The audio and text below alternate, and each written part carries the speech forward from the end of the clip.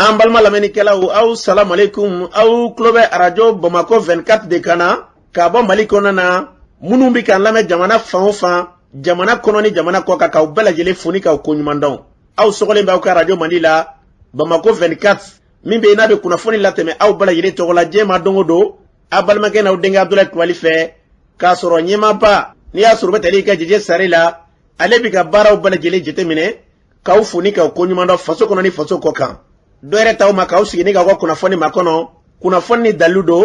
tiɲɛ ni ala ye siran kan kunnafoni gɛrɛgɛrɛ anw sigilen filɛ kɛnɛ kan o de kan ka bɛn bi kunnafoniw lasabati bi ye juma ye bi juma bɛnbɛn nazara san kalo filanan ye février kalo bi o tile 18 ka bɛn 2022 san ma farafin kalo bɛ yen n'o ye arajaba kalo ye an ma ladɔnniya k'a fɔ bi o tile 16 ye jace la san kalo 7 don hijira san 1443 san o dugawu de bɛ kɛ ala k'a ɲɛ k'a d'an ma bakuruba fɔlɔ bi kunnafoni filɛ ka ladɔnniya k'a fɔ kunungo Mali finitigilakaw bina janjugu dɔ kɔnɔ ɲafunge marabolo la finitigila kelen bɔnna n'a nin na o ko kɛra cogo jumɛn kunnafoni ɲɛfɔli ko la kunungo Faransi jamana kɔnɔna na Faransi jamana ɲɛmaa ye farafina jamana ɲɛmaa dɔw bisimila ni k'a yira k'a fɔ ko Faransi kɛlɛkɛdenw bɛna bɔ Mali dugukolo kan o ko kɛra cogo jumɛn kunnafoni ɲɛfɔli ko la kunungo Mali premier ministre Dr Choguel Kokala Mayiga ale ye wulikajɔ dɔ kɔni ta ni ka taa M5 Jabala la o ko kɛra cogo jumɛn kunnafoni ɲɛfɔli ko la an ka jamana kɔnɔna na bi min bɛ tali kɛ yuruguyurugukɛbaa dɔ ale kɔni ye wulikajɔ kɔni ta ni ka se ka taa fɛn dɔ kɔni feere maa dɔ ma k'o ye sanu ye fo ka se nafolo miliyɔn 27 bɔɲɔgɔnko ma finitigilakaw kɔni tɛgɛ kɛ a tigilamaw la ko kɛra cogo jumɛn kunnafoni ɲɛfɔli ko la ninnu de bɛna kɛ kunnafoni la kumaba ye ka fara kunnafoni wɛrɛ kan lase ma denkɛ n'a balimakɛ fɛ Sidiki Kulibali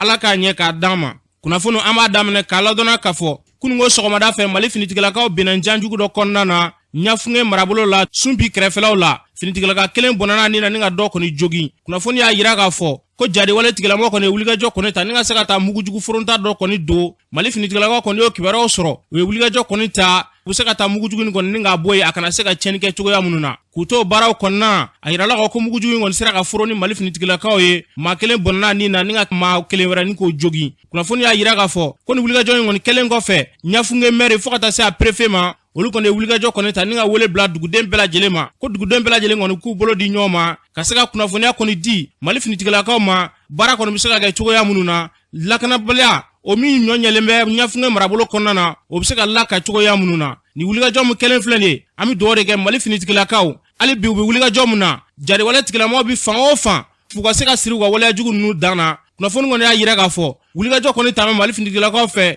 jadiwale tigilamɔgɔw k'u gɛn fo ka wulu su nɔfɛ u yɛrɛkɛ la u dabali bannen u t'a dɔn u bɛ se ka min kɛ u kɔni bɛ wulikajɔ la a se ka to ka da mugujugu kɔni don fan ni fan n'an bɛ dugawu de kɛ ni waleya mun n'a talen filɛ Mali finitigilakaw fɛ ala ka nin kɛ ɲɛtaako ye ka ɲɛsin an ka jamana ma n'an bɔra ye kunungo Faransi jamana kɔnɔna na jamana ɲɛmaa dagayɔrɔ la Parikaw fɛ yen nɔ ale ye farafina jamana ɲɛmaa dɔw bisimila min bɛ tali kɛ Macky Sall n'o ye Sénégal jamana ɲɛmaa ye Nana Akufo-Addo Ghana jamana ɲɛmaa fo ka taa se Côte d'Ivoire jamana ɲɛmaa Alassane Dramane Ouattara a yirala k'a fɔ ko nin maa ninnu bisimila la Faransi jamana ɲɛmaa Emmanuel Macron fɛ a y'a yira k'a fɔ ko Faransi kɛlɛkɛden minnu bɛ Mali dugukolo kan k'u kɔni bɛna wulikajɔ kɔni ta kalo 4 kɔnɔna na ka se k'u bɛɛ lajɛlen kɔni bɔ Mali dugukolo kan a yirala k'a fɔ k'u bɛna bɔ Mali dugukolo kan ni ka taa Nigerkaw fɛ yen nɔ ni kuma min n'a kɔni fɔra kunungo nin kɛra nisɔndiyaba de ye maliden caman fɛ maliden caman y'a yira k'a fɔ ko malidenw ka ɲinifɛn de ye nin ye ko n'u yɛrɛ ye wulikajɔ kɔni ta ka se ka sira ta u yɛrɛ ye ko u bɛ foli de kɛ o ko la ko ala ka nin kɛ ɲɛtaako ye kunungo an ɲininkali kɛ maliden dɔw la an ka dɔw hakilina lamɛn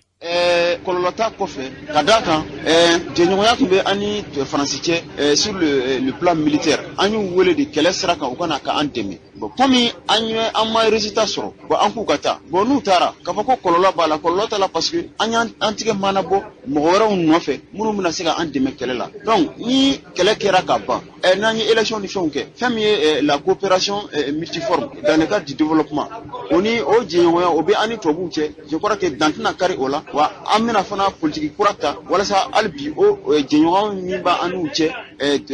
développement sira kan o ka se ka maintenir dankari kana kɛ o la. donc Faransi ka tali tiɲɛ yɛrɛ la ne fɛla ko tɛ an ka wuli ka jɔ ka jamana ka to ka jamanaw bɔrɔtɔ i n'a fɔ anw de ɲɔgɔn tɛ diɲɛ bɛɛ ye n'anw yira diɲɛ na mɔgɔ an jugu bɛ mɔgɔw minɛ o a tɛ ja mɔgɔ si ye k'i tigɛ dɔn an bolo tuguni donc moi je crois quand même que vraiment minnu bɛ ka nin comportement ta an ka jamana kɔnɔna la o k'a dɔn k'a fɔ bi olu sécurisé don parce que ils sont à Bamako mais mɔgɔ min tɛ Bamako an ka dɔn k'a fɔ ko olu bɛ k'u ka vie kɛ insécurité de kɔnɔna la. n'an y'i wele i k'an dɛmɛ n'i ma se k'an kungo ɲɛnabɔ n'an ko i ka taa fɛnɛ o tɛ baasi ye donc minnu ni tagali bɛna kɛ sisan wajibi ye k'a fɔ bon a man d'u ye ka taa nka wajibiyalen ka taa donc n'u taara an kɔni k'an sigi n'a ye k'a fɔ ko kɔlɔlɔ b'a la siga foyi t'a la parce que wara joginni kungo kɔnɔ o kelenna bila o mini sɔrɔ o ka jugu dɛ donc an k'an sigi n'a ye k'a fɔ ko kɔlɔlɔ b'a la maintenant comme n'a ma ɲɛ an yɛrɛ de wulila k'an jɔ k'u ka taa o kuma an b'an sigi n'a ye fɛn fɛn mana bɔ a la an k'an kun don a kɔrɔ donc barikani c'est vrai malien caman fɛ barikani ma a jɔyɔrɔ fi terrorisme kɛlɛ la Mali la mais moi je suis sûr c'est vrai an ka armée a bɛ ka monter en puissance mais ko mako bɛ dɛmɛ na toujours donc ne fɛ barikani ka ɲi ka kɛlɛkɛcogo de yɛlɛma o ka fisa k'a fɔ k'a bɛ retirer k'a kɛlɛkɛcogo yɛlɛma o ka fisa c'est à dire a mana kɛ cogo cogo ka kɛlɛkɛcogo de man ɲi donc maliyɛnw ko di k'a ka taabolo yɛlɛma de donc ani maliyɛnw ko ka taa ka bɔ yen o de ye fɛn ye sinon an de y'u wele k'u ka na an dɛmɛ donc an bɛ fɛ u k'an dɛmɛ position min na u k'o de accepter u k'o condition de accepter. Ne ka jate la an ka fɛntigiw kan ka se ka ko ɲɛnabɔ foyi tɛ u tɛ mun dɔn armée kunda bi faransi don faransi tɛ an kan ka se ka ko ɲɛnabɔ an yɛrɛ ye. U ka tagali bɛna woba de bila a bɛ wo min bila n'a man ja a bɛ se ka kɛ sababu ye ka dusu don dɔw kɔnɔ minnu n'u tun tɛ se ka yɔrɔ minnu minɛ ninnu ka yan toli o tun bɛ se ka u lasiran cogoya dɔw la u ka se ka dusu dɔ ta nka n'a fɔra k'a fɔ k'olu tɛ jɔ tɛ yen i y'a faamuya b'a la k'u kunbɛn ɲɛdɔn ma a bɛ se ka kɛ sababu ye ka dusu dɔ don u kɔnɔ ka na ni hakilina wɛrɛ ye ala k'an n'o cɛ janya. E bɛ se ka faamu cogo di k'a fɔ ko nin y'a san 10 ye faransi bɛ Mali la yan a n'a ka kɛlɛkɛcogo o n'a ta bɛ anw ka mɔgɔw de bɛ ka bɔntɔn n'i y'a jateminɛ kɛlɛ in daminɛ ni sisan cɛ maliyɛn sɔrɔdasi mun sara a bɛ maa ba saba bɔ anw ka population civile duguden minnu tanyara nin ko in na mɔgɔ t'a hakɛ dɔn. bon komi déjà kan fila de don an ka kan n'u ka kan komi olu nana an ka hakili mun na o ma se ka kɛ donc an ka sira d'u ma an yɛrɛ k'an ka maaw lajɛ u bɛna se ka mun k'a ye lakana kɔnɔna na. Ni tun bɛ tali kɛ maliden dɔw ka seereya la a miyo a foro a bɛɛ kun ye dɔ ka se ka taa I kɔnɔ fɛn bɛ daga di Mali la ala k'an bila o sira kan n'an bɔra ye parti politique tɔ min bɛ n'a bɛ fɔ a ma ko demain c'est aujourd'hui DCA o ɲɛma n'o bɛ tali kɛ Sulemani Danbele la ale fana hakilina fɔ nin ko in na an k'ale lamɛn. Faransi ko a y'a ka minɛnw cɛ a y'a ka filenkolon n'a ka dakolon cɛ anw b'a fɔ alhamdulilayi tari anw bangebaaw y'o kɛlɛ kɛ depuis indépendance bɛ na waati min na o taara an sɔrɔ armée yɛrɛ tun tɛ yen mais an ye armée constitué ka fɛn caman kɛ k'an faso bɔ bolo la ça veut dire u nana o tiɲɛ de bi n'an k'an b'an yɛrɛ ta o la fana an jo de don jɔn min ko I tɛ kan tɛ hɔrɔnya e bɛ fɛ ka sa jɔnya la dɛ ala k'an kisi o ma o de ye an y'o fana f'u ɲɛna k'a fɔ ko nin kɔni ye fɛn de ye parce que olu ni tɔ ninnu bɛɛ jamakan de don o ni terroriste banbaanciw ni jamakan don n'u yɛrɛ taara an n'a fɛn na mais k'a fɔ maliyɛnw ye u taalen ta a banni ye dɛ an ka ɲɛ dayɛlɛ u ma taa yɔrɔ jan ko b'an kɛrɛfɛ dugu de la baara in tun bɛɛ kɛra k'an kɛrɛfɛ dugu de la pour que ka ko in se bi ma an ka ɲɛ yɛlɛ u taalen ta a banni u taalen jija ni cɛsiri de o la maliyɛnden bɛɛ I bɛ yɔrɔ o yɔrɔ I kan ka baara kɛ tiɲɛ kan ladiriya kan ani fasodenya kan pour que an ka se ka bɔ nin kɔnɔ o la an y'a fɔ bɛɛ ɲɛna maliden bɛɛ an b'a maa bɔ maa la maa bɛ se ka fili mais n tɛ segin kɔ o fana ye ko wɛrɛ an ka fara ɲɔgɔn kan ka colonel Asimi Goyita n'a ka cɛdenw k'u dɛmɛ o kelen tɛ se ko ye an bɛɛ bɛ yan bi an bɛɛ somɔgɔ ye tentigi ye an bɛɛ somɔgɔ dɔ ye tentigi ni gɛlɛya ma dɔ sɔrɔ a ye dɔ sɔrɔ an bɛɛ la ka an waso n'olu ye k'an jigi dɔw kan ka duwawu k'u ye pour que u bɛ se ka jamana in mabɔ cogo min na. Ni tun bɛ tali kɛ Sulemani Danbele la parti politique tɔ min bɛ demain c'est aujourd'hui o ɲɛma don a y'a fɔ cogo min na ala k'an ka jamana basigi n'an bɔra ye parti politique tɔ minnu farala ɲɔgɔn kan cadre d'échange maaw olu ka kuma lasela Amadu Koyita ale hakilina fɔ nin ko in na an k'a lamɛn. An ye kibaruya sɔrɔ k'a fɔ ko Faransi ani Union européenne n'o ye force Barkhane ni force Takuba n'olu ka dɛmɛ tun bɛ se an ka sɔrɔsiw ma banbasi kɛlɛ la terrorisme kɛlɛ la ko Faransi n'a ka partenaire ko k'u b'o retrait ka bɔ an fɛ Mali la kibaruya duman tɛ parce que an b'a dɔn ni kɛlɛ ɲɔgɔn tɛ terrorisme kɛlɛ ye diɲɛ bɛɛ ka kɛlɛ ye terrorisme kɛlɛ f'an ka fara ɲɔgɔn kan ka tigɛ di ɲɔgɔn ma ka se ka ni maa jugu don kɛlɛ minnu b'a fɛ k'an ka jamana segin a se sabara kɔnɔ an bɛ tasi bila kɛ mɔgɔ tanyana civil kunda militaire kunda ani minnu bɔra jamana wɛrɛ la ka n'an dɛmɛ an hakili la k'a fɔ ni retrait na kɛ dɛmɛ min ɲɛsinnen bɛ an ka jamana ma pour que an bɛ se ka terrorisme kɛlɛ cogo min na sabula Mali jɔyɔrɔ ka bon kojugu nin kɛlɛ la tubabu kan'a fɔ ko Mali ye digi de terrorisme kɛlɛ la donc Mali abandonné tan nɔ hakilina ɲuman tɛ an b'a ɲini Ala fɛ an ka autorités ani an ka partenaires bɛ se ka hakilinaw falen cogo min na pour que a kɛlɛ an bɛ se k'an bolo di ɲɔgɔn ma k'a kɛlɛ kɛ cogo min na ni terrorisme ma kɛlɛ ni bɛɛ mana an ka jamana kɔnɔ ni basigi mana an ka jamana kɔnɔ développement tɛna se ka kɛ donc vraiment an kɔni dusukun tɔɔrɔlen don mais an hakili la fana k'a fɔ hakiliw bɛna fara ɲɔgɔn kan pour que an bɛ se k'an bolo di ɲɔgɔn ma cogo min na an bɛ se ka ni kɛlɛ kɛ cogo min na kɛlɛ nin ma nɔgɔn Mali jɔyɔrɔ ka bon a kɛlɛ la kosɛbɛ kosɛbɛ an b'a fɔ tubabu kan na ko Mali ye tigi de ye terrorisme kɛlɛ la donc Mali abandonné tan nɔ a bɛ se ka na ni gɛlɛyaba ye Mali ma a bɛ na ni gɛlɛyaba ye Sahel ma a bɛ na ni gɛlɛyaba ye diɲɛ fana ma o la an ka laɲini ye min ye cadre tɔgɔ la o ye hakili ka se ka bila dusu ɲali bi k'a lajɛ bolo di ɲɔgɔn ma bɛ se ka kɛ ɲɔgɔn fɛ cogo min na min b'a to an bɛ nin juguw kɛlɛ cogo min na pour que an ka population bɛ se ka lakana an ka jamanadenw bɛ se ka lakana cogo min na bi an bɛ se ka min fɔ dɔrɔn terroriste n'o ye état islamique ani régime olu de bɛna tigɛ fɔ sisan parce que u ka laɲini kun ye nin de ye donc vraiment an kɔni b'a fɛ hali bi an ka jamana ɲɛmɔgɔw ani an ka partenaires bɛɛ an bɛɛ ka fara ɲɔgɔn kan hali bi an bɛ se ka fɛn kura bolola cogo min na pour que kɛlɛ bɛ se ka continuer. Ni tun bɛ tali kɛ cadre d'échange kumalasira la Amadu Koyita n'an bɔra ye hali bi hukumu kɔnɔna na sugubulon jɛkulu min bɛ yen nɔ Sena Mali o ɲɛma Abdoulaye Cissé ale hakilina fɔ nin ko la ka yira k'a fɔ ko nin kɔni bɛna kɛ sababu ye Mali kɔni ko Mali ka lafiya kɔni ko nin y'o sira daminɛtɔ ye an ka Abdoulaye Cissé lamɛn. Ne ɲɛ bɛ min na an ka jamana de basigilen ɲini fɔlɔ ni jamana basigira hɛrɛ tɔw b'o de kɔnɔ ka d'a kan jamana b'an bolo ne mago b'o de la minnu bɛ fanga ɲini na mɔgɔ t'a fɔ i t'a ɲini a sɔrɔ n'a sɔrɔbaliya o bɛ jamanadenw de ma ni jamanadenw y'a d'i ma i b'a sɔrɔ n'u m'a d'i ma i ka ko b'i bolo mais n bɛ min nɔfɛ dɔrɔn n bɛ min f'i ye u k'a to an ka jamana de bɔ dingɛ kɔnɔ fɔlɔ Faransi ka tagali a tɛ foyi cɛ Mali ye n'an yɛrɛ damaw bɛn n'a la mais n'an yɛrɛ dama ma bɛn a la o de bɛ kɛ baara ye c'est pour cela fɔlɔfɔlɔ makɔrɔba ninnu ye kalaw fara ɲɔgɔn kan d'u denw ma k'u ka kari u ma se ka kari mais u y'a kelen kelen d'u ma bɛɛ y'i ta kari maintenant u y'a yir'u denw na n'aw farala ɲɔgɔn kan mɔgɔ tɛ sa o la mais n'aw ye ɲɔgɔn kɔ labila mɔgɔ kelen min na a b'aw bɛɛ kari ne ɲɛ b'o de la ka bɔ kɔrɔn ka taa bila tile bi ne kɔni bɛ appel min na ti bɛɛ ka kɛ kelen ye an ka jamana de kuma bɔ fɔlɔ wallahi Faransi ka tagali tɛ foyi tiɲɛ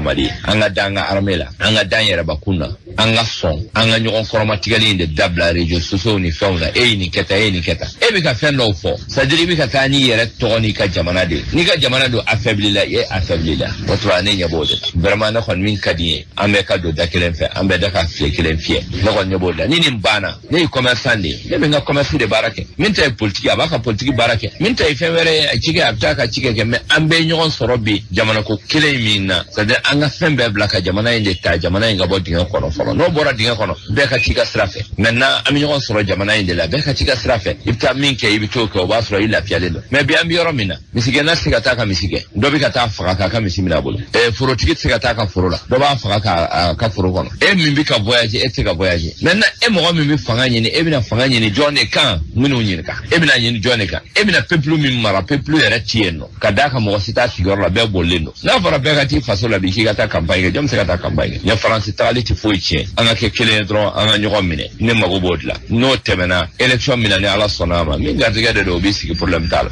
Ni tun bɛ tali kɛ Sena Mali ɲɛmaaba la Abdoulaye Cissé a y'a fɔ cogo min na Ala k'an ka jamana basigi ni k'a kolo suma n'an bɔra ye ka kɔni bɛɛ lajɛlen ɲɛ Faransi kunnafonidiso min bɛ yen nɔ n'a bɛ fɔ a ma France 24 o kunnafonidila dɔ kɔni taara Sherifu kɛ fɛ yen nɔ Sherifu Usmani Madani Hayidara ni ka se ka taa ɲininkali kɛ a la nin ko in na Usmani Madani Hayidara ale y'a yira k'a fɔ ko Faransi kɔni nalen an ka jamana kɔnɔna na k'a ko kɛra jigilatigɛ de ye an ka Usmani Madani Hayidara lamɛn. Barikani ni fɛn bɛɛ bɛ anw fɛ yan bon mais k'a ye Faransi bɛ anw fɛ yan barikani bi yan fɛn wɛrɛw bi yan sɔrɔsi siya bɛɛ bi yan farajɛ sɔrɔsiw la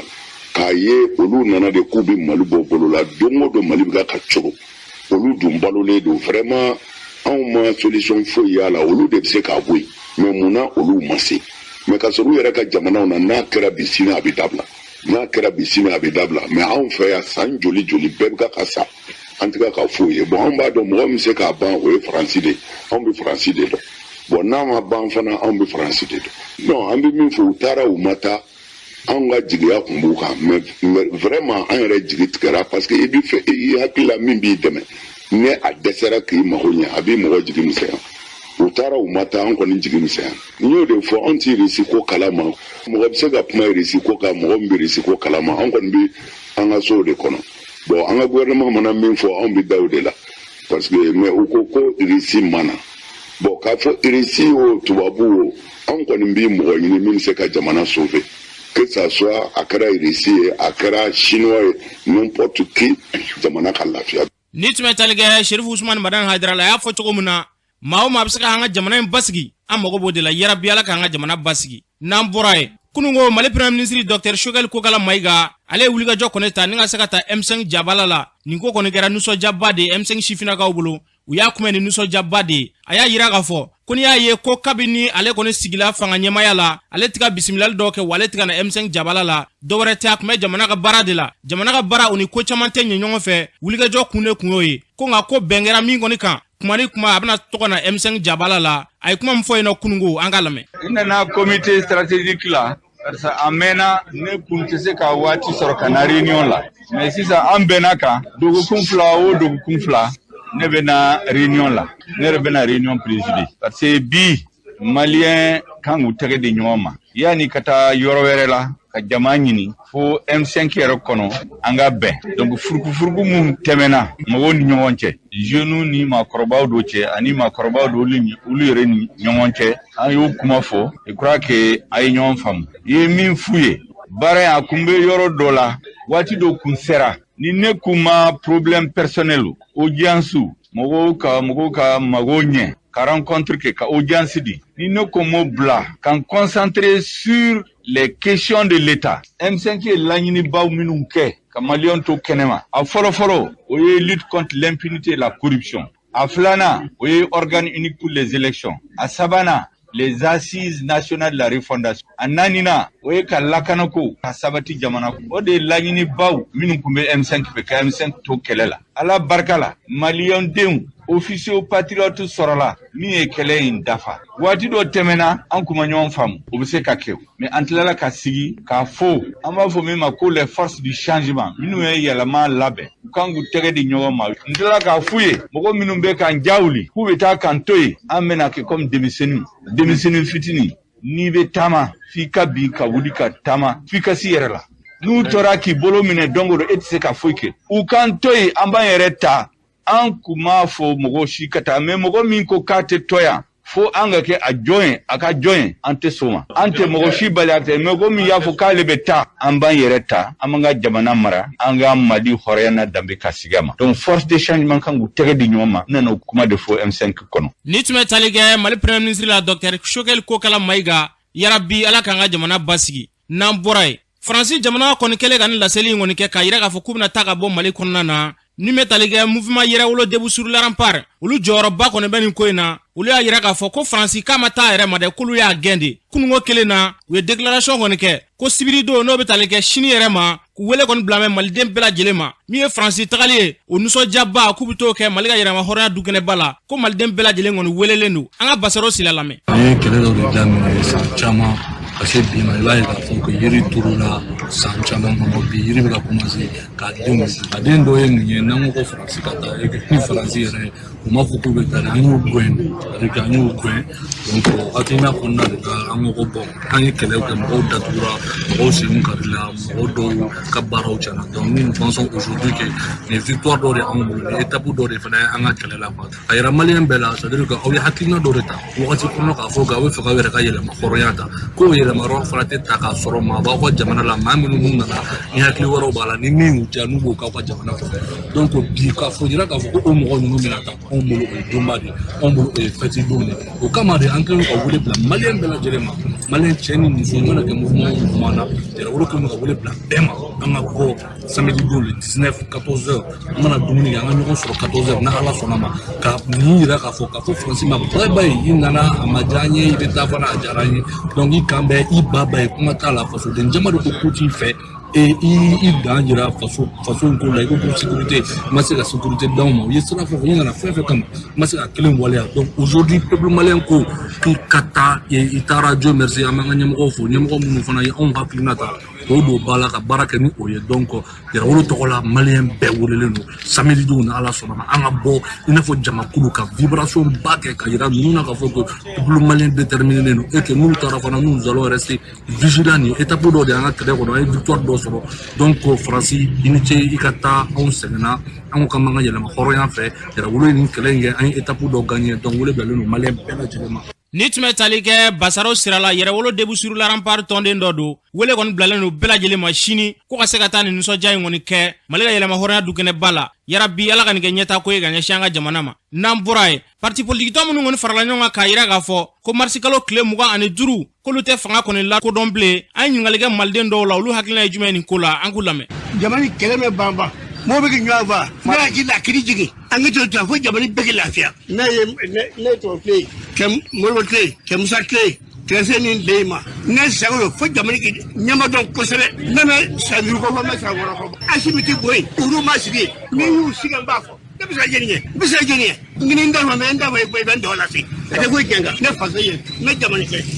Never be shaking in Nani, never Jamaica. La politicien nous va tout en Jamana avancé depuis indépendance kana bla phobie là Jamana vi politicien donc on sait ka foi glan on sait ka foi yana bo donc nalae mo dama mo mo sait ka Jamana avancé c'est ça kana terrain mine ka dugu libéré donc ne bulan kan wo soutenir ni amero me ko bi malien bébé transition ko benya ba la buga muke nous ko kube bo wa Jamana muye amino ye bon fanga mo ma kuna bi akatni mais mo do be mali kono ne bolo mo fi al ni ma ke xoron igi bokolo la doni quoi igi ga kuma kan contrôler quoi parce que galontige flé intelligence ire mo intelligence ta la tseka galontige mo do be jamana ngono bi quoi olu ma nga jabi quoi nous ko kube fembe ke mo kan uto ba kere olu kan ignorer parce que olu bora mo ya la quoi politique mo nu me ga fo ku we ga bo adobe olu be jewo jela quoi o je ma nga ke o ma nga jate je quoi na ka du yo ga bo ali sini so ma o kana do ere o ga glawn che olu muso olu de o ga bo antu jate asimi mangu na de fo kiyama politicien ale jamana kono de no de mais jamana kono de fana famba o be de ka transition soutenir quoi bon aw mo ko damadoni na ko kaw bina bo ka fo ka bi transition segro mache o e man nangi do fo e olu man fusani to yew jama ka boni mo ko damadoni yew donc nugo ku bi bo am ta bara yoro ma sigini mi sura su irangolu bo la ma ke civil were kadaka ante mana ko foida am torolindo to unana kana fasoyi ka bisika tulubo bon on era yesa nyebe ka yele donc na ma wuli sisa ka ferro tege pour que mali mi saka bo denga kono na ma wuli ko ferga tege sa atinya quoi amo faso jon senka obina wuli to de ka fo ka buta ko transition singro mache na ko boke am ko yiro lo masigini femi politicien o jeni politicien joni mais civil to ko ba am transition ko pour ko abu boka fo ka buta transition singro mache transition mun keli no te ka duna so bara wara nyini ka projet kere jama famba ba yoromina aw mo toni ko obta kerefe ko wata wa woni fenke mo dala ante manam ko foila jamana en kono ma le 25 ne chew bora ibta presila ibto ni dami e boni fenêtre ante politicien ga manam ko foila oh na agla tay jugmay malkodo ne anga hera bu muna ame dugo ga ala ko lati mais politicien mun bala ga ko lubina bo jamana ko mo bolo sanjoli sambi saba na kana ma fo sambi nani bon o dake men nyenye abe mugu bo abe nyenye bo do temeno o lode ko fanga inti charger mo yara ba nyefe bi o tigi ko ni transition yi ka nyugo ma deli kana mali be ale yara de mo gideo parce que fengu me ko la ngun to do ale de sera jirana inshallah me dugo ke na fale na muna ko lagali torita ga mango do ko komodo fenve daga di malila ala ga ambla o siraka namborai ikekuya kuma dala bito dongo la kinba ka fe non damandala ko mado kon beno malion yere te kuna funi ayira ko malion te ku kon be fendo kon ta ninga to fere mama ko sanudo do fran temelen konnana we wuliga jo kon ta ninga sekata fendo kon fere mado makase million muga ani wolon fla bojongo ma fen salen ko fe foka wari di uma kuna foni kon nana donga foko nte sanuye we wuliga jo kon ta ninga seka kuna foni kon di kita gendarmerie mugo ma ole wuliga jo kon ninga manu kuma ninga teke kula akira mamuna o do betalige Abdou Kulubala angalame ne Abdou Kulubali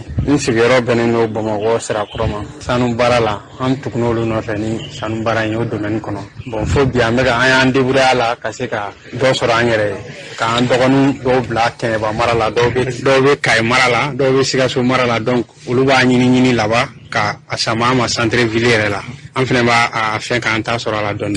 donc mais o bara kono no nga mo do be keba mo sabataruma malien te togolaw de do e ni fendo asanna boleno abubulu ko sanu de do fen ku gram e bakele ani gram keme kononton nani avec ben kilo kelen ani gram bi kononton nani de ma donc ko sanu do tagara na e ne ka mogodo ma sangelan ma ne ka mogodo me keba ko sanu donc o ya pese ka pona fen be vérifier ni fen effectivement il va faut nyala yela il va faut sanu de do donc lui amina ou la otogola ka pese ka poata ka la je point kan ou bena gram kelen de la wa duruduru la donc ye point calculer wa duruduru la war kumbe ben war ma yo sara mogonu ni war nyele kun kera 27,350,000 donc olu bora sanu bara yo no sam sam mogonu bulorom na katuku ka bureau la 600 kubina le fin bara donc sera bara kero la ye u ka matériel ke ka vérifier asidi do ke fin ka ya soro sanunte ya fam ya soro sanu anemu mogonu te malien zo de do y'a essayer ka ne ka mɔgɔ nu arnaquer k'u ka wari de minɛ o y'a sɔrɔ wari bɔra ne ka mɔgɔ nu bolo kaban u ye fɛn mun di ko sanu o de bolo dun tɛ sanu ye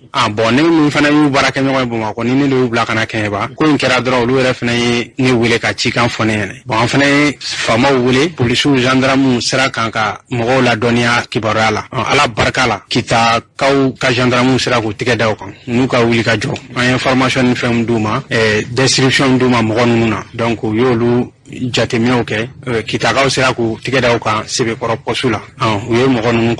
kɔni minɛna an ka wari o fana o minɛna gendarmew fana u y'o minɛ u y'o fana segin an ma bon mɔgɔ ninnu fana u ye fɛn kolon min feere ne ka mɔgɔw ma o ɲɔgɔnna caman de tun b'o kunna baara yɛrɛ de don nin togoya la tan bon ne kɔni bɛ min fɔ gendarmew vraiment ne b'u fo ka baara ɲuman na wari in sɔrɔlu bolo mais wari in 50 tun bɛ wari in cɛ an kɔni taara u y'o kɛ pasi u y'o don fɛn dɔ la wa donc a bɛ n'a fɔ bandi ninnu ka baara yɛrɛ de ye nin ye u bɛ yala n'a ye ka mɔgɔw fɛn n'a ye quoi donc ala kɔni barika la ani gendarmew ninnu barika la ani kibaruya calen teriya la o y'an garijɛgɛ don an ta la an kɔni ta in sera ka ɲɛ sɔrɔ garijɛgɛ de don sinon mɔgɔ caman ta taara tan mun yɛrɛ ta cogoya dɔn voilà donc an bɛ gendarmew fo ni tun bɛ tali kɛ Abudu Kulubali la a y'a fɔ cogo min na an ma Mali finitigilakaw fo ye ni wulikajɔ min kɛ maa minnu bɛ nin juguya wale in kɔni ta yarabi ala k'u kɔ bɔ fiɲɛ na ka se ka tɛgɛ k'u bɛɛ lajɛlen na n'an bɔra ye min bɛ tali kɛ baarabila dɔ kɔni bolo dalen bɛ Orange ani Malitel fɛ dɔgɔfran ye nata in kɔnɔna na u y'a yira k'a fɔ kulun bɛ n'a bɛ fɔ ma consommateurs olu ka ɲɛmaa dɔ kɔni bɛ yen nɔ a yirala k'a fɔ olu kɔni wele bɔgɔ jɛnlen kan u kan ka sefa wari miliyari 170 n'a kunkanfɛn ko k'o sara Orange ni Malitel kɔni y'a yira k'a fɔ k'olu t'o kɔni sara a kɔni kɛra ɲɔgɔn sama ye olu y'a ye ko n'a ma se ka ɲɛ k'olu kɔni bɛna baarabila bolo da ka kɛ Orange baarakɛla dɔw an k'u lamɛn hali bi an ka comptes de circuler ni action in fɛ tant que n'a ma ka miliyari 100 ko in sɔrɔ donc a tɛ fɛngɛ an ta o ta an bɛ taa koko dɔ de jɔlen sɔrɔ an ɲɛ u tɛ décision ta a bɛɛ ye promesse a promesse n'i y'a lamɛn a ka di tulo la mais promesse tɛ compte saisie la wuli dɛ an dun filɛ nin ye o gɛlɛya de kɔnɔna la donc n bɛ fɛ ka mun fɔ aw ɲɛna bin de kɛra an kan wa ni bin kɛra an kan anw en tant que syndicat an bɛ se mun na o tɛ ka kɛlɛ kɛ ko parce que anw yɛrɛ an bɛ ka sɔrɔ ni an yɛrɛ ye dɛ mais kɔlɔlɔ minnu b'a la an ɲɛ b'o de natɔ la o kɔlɔlɔ ye jumɛn ye ni compte saisira fɛn fɛn approvisionnement ye an ka site ni fɛnw na a baaraw tɛna se ka kɛ n'a baaraw ma se ka kɛ mun de bɛna se ka kɛ o ye sitew bɛ commencer ka bin wa an bɛ mun fɔ aw ɲɛna k'a ladɔnniya mun ye Orange fanfɛla ye site dɔw commencera ka bin mun ye certainement Malitel fana site dɔw commencera ka bin wa plus an bɛna mɛn a kɔnɔna la mun de bɛna kɛ k'a ta Bamako k'a taga bila capitale régionale bɛɛ la sitew de bɛ commencer ka bin kelen kelen an ka kɛlɛ tɛ dɔwɛrɛ ye o ye kɔlɔlɔ mun b'o site binw kan mɔgɔw kana miiri ko baarakɛlaw de bɛ ka site bin dɛ site yɛrɛ bɛna bin a yɛrɛ ye ni baara minnu kan ka k'a la n'o tɛ ka se ka k'a la parce que dɔrɔn dɔ kɛ bɛ k'an ka comptes saisis ni site bɛɛ binna a kɔlɔlɔ tɛ se ka fɔ ka ban a ka faamuya bɛɛ fɛ an ka kɛlɛ ye o sinsin yɔrɔ in de ye comptes ka wuli tɛgɛ ka bɔ comptes kan walasa cogo min na an bɛ se k'an ka baara kɛcogo ɲuman na pour que maliyɛnw kana na réseau perdu u kana na connexion perdu fɛn min bɛ kɛ sababu ye ka na ni fitinɛ ye jamana kɔnɔna la donc an ka kuma belebele ye nin yɔrɔ in de ye. an bɛna baara min boloda n'o ye gɛrɛfu ye ne bɛ jama bɛɛ de wele sisan ka na gɛrɛfu in ka si cogo min na côté Malitel côté Orange bɛɛ ka gɛrɛfu si ka ɲi. parce que sisan synergie dɔrɔn ka problème tɛ tuguni nin ye yɛrɛ ko de bɛɛ de ka ko de don sisan jama bɛɛ ka mot d'ordre si komi a ka ɲɛ a si cogo min na n'a bɔra directeur yɛrɛ dɔrɔn na mɔgɔ si kana to bureau kɔnɔ mɔgɔ si kana to bureau ninnu kɔnɔ bɛɛ ka bɔ ko jamakulu ka gɛrɛfu si il est temps que opérateur sɛbɛ ka dɔ Malito la autorité bɛɛ bɛ an ka ko in kalama sisan. Dalabu nata in tɛ dɔwɛrɛ an bɛ baara de bila k'an ka dusumakasa jira k'an ka service datugu minnu ko service o ye service bâtiment de pilɔniw bɛ yen u bɛ marché fo ka t'u jɔ don min na donc tile 5 de don tile 5 kɔfɛ ni ɲɛ ma sɔrɔ nin ko in na tile 5 kɔfɛ tile 5 wɛrɛ fana bɛ tugu o la n'o fana de ma ɲɛ sɔrɔ sa a bɛ kɛ baarabila kura ye. Ni tun bɛ tali kɛ Orange baarakɛla dɔw la o y'a fɔ cogo min na ala k'u bɛɛ kelen kan n'an bɔra ye kalansojɔ baara dɔ kɔni daminɛna Sibiribugukaw fɛ yen nɔ kalanso in a baaraw kɛra jɛkulu min fɛ parti PACP n'o ye tali kɛ Yenkoro Ye Samake ale kɔni kɛra sababu ye ni ka se ka ni kalansojɔ in kɔni baaraw kɔni daminɛ a kɛra nisɔndiyaba de ye kalanso in yɛrɛ directeur ye an k'ale lamɛn. ne tɔgɔ ye Usman Dante, ne ye directeur ye Sibiribugu. Ni kɔni ko ko mɔgɔ min nisɔndiyara ko ka tasuma faga, n'a nunji ma faga, daji bɛ sɔn ka faga. Empower Mali ka fara PACP kan, u ye ŋɔniba de bɔ anw sen na. Parce que an ka ekɔliso kilasi ninnu kɔnɔ, kilasi foyi tɛ yan mɔgɔ 100 tɛ min kɔnɔ. N'i y'o ye k'a fɔ ko ka kalan kɛ o hukumu kɔnɔ, a ka gɛlɛn kosɛbɛ. Olu nalen de ye bɛna o gɛlɛya wuli ka bɔ an kan. Donc an kɔni ka nisɔndiya a tɛ fɔ ka se a hakɛ yɛrɛ la. An bɛ Ala de deli dɔrɔn nin chantier nin a labanko ɲuman Ala k'o nɔgɔya an ye. A ko tɔw fana bɛ kɔfɛ an jigi Ala kan, an jigi b'u kan, an ka école filɛ a ma clôturer. Yɔrɔ dɔw bɛ yen nɔ ji tɛ olu la. Donc an b'a fɔ ko tabarikala ni Empower Mali kɔni tun tɛ a tun bɛ gɛlɛya an bolo kosɛbɛ parce que bi b'an bila ɲinini na dɛ. An kɔni ni ye Samake ka partenariat ni ayiwa a bɛ fɔ nin ma ko partenariat gagnant mais mun bɛ gagnant a la kosɛbɛ o ye anw de olu bɛ baara kɛ politique sira kan mais u bɛ baara kɛ social fana kan donc ni social belebeleba de an b'a ɲini u fɛ an ka to ɲɔgɔn bolo parce que an mago bɛ fɛn wɛrɛw la an bɛ fɛ an ka jɛ ka baara minnu kɛ ɲɔgɔn fɛ ni nin fɔlɔ in tɛmɛcogo ɲɛna a ka ca Ala fɛ dɔw wɛrɛ bɛ kɔfɛ olu bɛ na. Ni tun bɛ tali kɛ kalanso in directeur la Usmani Dante kɛnɛ in kan yen nɔ min bɛ tali kɛ parti PACP ɲɛma Yenkɔrɔ Yeyi Samake ale ye kuma min fɔ yen nɔ o filɛ. Ni Sibiribugu directeur bɛ yan ani honorable Ali Kone ani Babajan ni ye école ne ka fondation ye mun financer Sibiribugu maire ka laɲini kɔnɔ an nana ka na baara lajɛ nisɔndiyayɔrɔ fɔlɔ min sɔrɔla la o ye k'a fɔ directeur mun bɛ yan u bɛɛ lajɛlen nimisi wasalen don baara taabolo la an ye ɲininkali fɔlɔ min kɛ o y'o de parce que olu ye techniciens de olu de bɛ don a kɔnɔ olu bɛ baara k'a kɔnɔ n'olu nimisi wasara n'olu ko a ka ɲi anw bɛ nisɔndiya ka da o de kan mais ka fara o kan an nana ka na ɲɛnakɛla a kɔnɔ kilasi 3 direction ani ɲɛgɛn 6 an y'o de laɲini ka di Sibiribugu ma baara bɛ ka taa cogo min na nin a ye nimisi wasa sɔrɔ a la nin y'a semaine 5 ye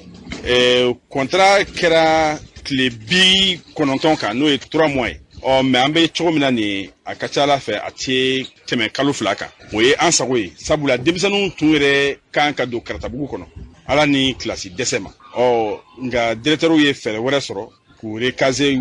yali nin ka ban fɔlɔ ne b'a dɔn a bɛ ban ka denmisɛnninw to a kɔnɔ yen ninnu kɔrɔtɔlen don kilasi ninnu na mais an bɛ entrepreneur fo baara taabolo ka ɲi ni directeur ko ko a ka ɲi ne yɛrɛ fana b'a fɔ k'a ka ɲi foli belebele ye mɔgɔ mun ta ye o ye an dɛmɛbagaw ye n'o ye Building Youth Around the World o ye an dɛmɛbaga fondation dɔ bɛ Amérique olu ye an dɛmɛ nin baara in na donc an bɛ foli kɛ ka ɲɛsin u ma foli belebeleba o ye Empower Mali n'o ye ne yɛrɛ ka fondation an bɛ foli kɛ o baarakɛla bɛɛ lajɛlen ye ka fɔ nin ye ŋɔniba bɔtɔ ye monsieur le maire sen na nin ye ŋɔniba bɔtɔ ye écoleden somɔgɔw sen na Sibiribugu kɔnɔ yan donc nisɔndiya kama an nana ka na yɔrɔ lajɛ nin ye a kun fɔlɔ ye a bɛ dépend a minɛcogo la diɲɛlatigɛ ko o ko nata dɔ de don an bɛ hali seli nata dɔ kan an y'a ɲini Sibiribugukaw fɛ u fana n'u ye ɲɛ mun yira an na a tɔ tɛ kɔfɛ wa an nana ka na nin kɛ fɔlɔ ni o diyaraw ye n'u ye o wale fana yira an na a kɛra politique sira fɛ a kɛra wale ɲuman dɔn sira fɛ ko wɛrɛ bɛ se ka sɔrɔ o kɔfɛ nka nin kɔni ye u sago ye anw ka taabolo ye nin de an bɛ juru don sigidalamɔgɔw la politique mɔgɔw tɔw bɛ taa ka layiru ta anw bɛ taa juru don o la fɔlɔ n'o saracogo y'an diya a tɔ b'o kɔfɛ n'o saracogo man diya fana ayiwa ko mɔgɔ b'i bolo bɔ kunnatɔ bolo n'a ma kɛ ni politique ye. Ni tun bɛ tali kɛ Yenkɔrɔ Yeyi Samake la ni kɔni kɛra nisɔndiyaba de ye Sibiribugukaw fɛ yen nɔ maa caman y'a yira k'a fɔ ko politiki bɛ kɛ nin cogo de la ko n'i ye politiki kɛ tan ko bɛɛ b'i ta sɔrɔ ko ka se ka gɛlɛya kɔni bɔ sigidalamaw da la ko ka fisa ni kuma kɔni gansan ye yarabi Ala ka ni hakilinaw caya an ka jamana kɔnɔ n'an bɔra ye min bɛ tali kɛ Sevare ni Mopti cɛ o sira kɔni kun tiɲɛnen don kunnafoni kɔni y'a yira ka o sira in kɔni baaraw kɔni daminɛna nin kɛra nisɔndiyaba de ye Sevarekaw fo ka taa se Moptikaw ma ɲininkali kɛra sira in baarakɛbaa dɔw la an k'olu dɔw lamɛn. Ni baara min daminɛ filɛ nin ye an bɛɛ ka hakili to ɲɔgɔn na parce que jamana ɲamulen don donc a ka hakili to an na an ni faamaw an bɛɛ ka ɲagaɲaga lakanda ka baara kɛ ka taa Mopti yan fo Gawo fo Kidali bɛɛ b'a dɔn sira tɛ yen sisan projet bɛɛ jɔlen don an ka don da kelen fɛ ka bɔ da kelen fɛ ka bɛn kelen ma nin yɛrɛ ye maliyɛn entreprise de ye entreprise générale EGK maliyɛn bɛɛ b'a dɔn a ye baara kɛ Segu Sikaso Bamako donc ni kɔni ni y'a yɛrɛ dama yɛrɛ de a yɛrɛ ka baara ye min ye environnement ye donc pour que ka population lakana sira baara in senfɛ ka nature fana lakana ka baarakɛlaw fana lakana ko baara ni ɲɛsinnen b'o de ma mais an bɛ fɛ ka min fɔ seware ta kɔni daminɛna seware ka u k'u jija u ka sira ni baara ni sariya respecté panneau bi fan bɛɛ baarakɛlaw ni drapeau bi fan bɛɛ ni min fɔra u ɲɛna circulation na u ka jɔ u kan ka o respecté o ye seware ye Mopti maintenant kura baara daminɛna an tɛmɛna Mopti ka taa mairie la ka taa dugutigi fɛ yen fɛn fɛn bi sirada la u ka essayer ka baara in nɔgɔya an ka baarakɛlaw ye ni an sensibilisation ser'u ma u ka wuli baara ka se ka kɛ n'a kɛra a nafa bɛ se olu yɛrɛ fɔlɔ de ma sira bɛ bonya a bɛ accident dɔgɔya wa a bɛ sɔrɔ yɛrɛ yiriwa c'est à dire que u tɛna nin nafa yɛrɛ fo ni nin banna wagati min na vraiment sewarekaw mɔtikaw u bɛ sɔrɔ ka na nin nafa ye. An ye bureau d'étude c'est-à-dire an bɛ yan ka baara contrôler entreprise kɔnɔna la marché dira sariya minnu kan o sariyaw labato ko ɲuman an bɛ yan o supervision de kama u bɛ ka labato ka ɲɛ aw yɛrɛ ɲɛ b'a la ni baara bɛ kɛ signalisation respectelen don kɔnuw bɛ sur place et en plus plaquew fana bɛ yen ka indication di mais an bɛ se ka fɛn kelen min fɔ mɔptikaw ɲɛna baara in projet ba de don baara in taga ko ɲuman tiɲɛ yɛrɛ la o y'an bɛɛ ka laɲini ye kasara jugu kana bɔ a la o kama